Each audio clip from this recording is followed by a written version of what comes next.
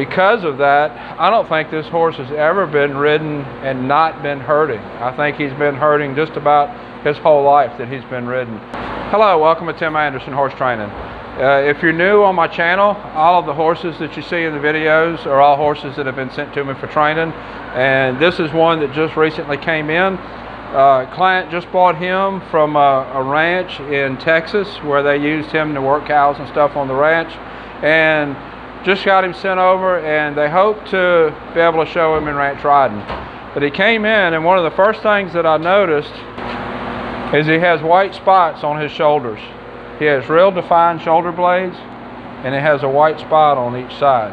And it looks like this horse has been ridden with a real poor fitting saddle for a long time.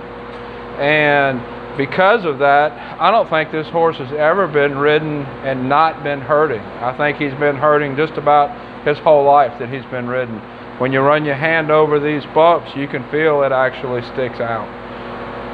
So what we need to do, we're going to be ordering a custom saddle for him, but once we get him so that he's not hurting and he's moving comfortable, he's going to use his body differently. The muscle tones are going to change, which is going to change the saddle fit.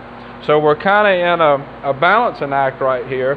We need to get him comfortable so that he's not hurting, but ordering a custom saddle for him right now is not a good idea, because in a few months when he puts on better muscle tone, not hurting, that saddle might not fit.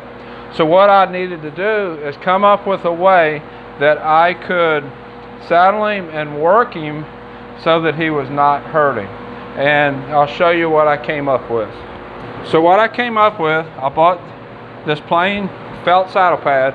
I'll put a link in the comments. I ordered it off of Amazon. It's nothing too special, but it's something that I could shape and cut and mold.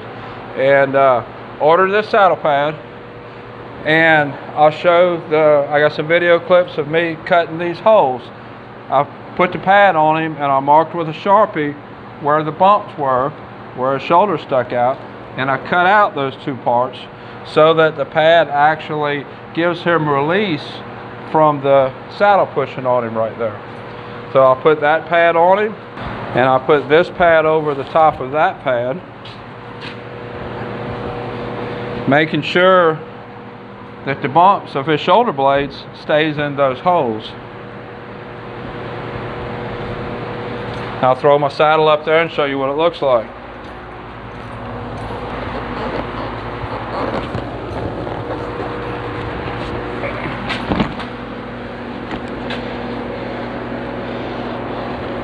So when I put my saddle up there, I make sure the pad stays where the bumps are. This red pad helps to balance out the pressure of the saddle, and this saddle actually fits him really well with that pad combination on. There's no pressure on those bumps on the shoulder blades. That helps give him a release from the pressure.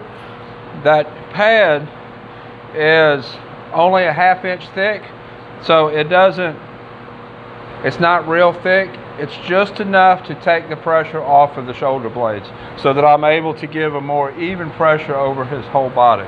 I'll be making some more videos of him, and you can see how he moves and how he does with this saddle combination. Until next time, thank you for watching.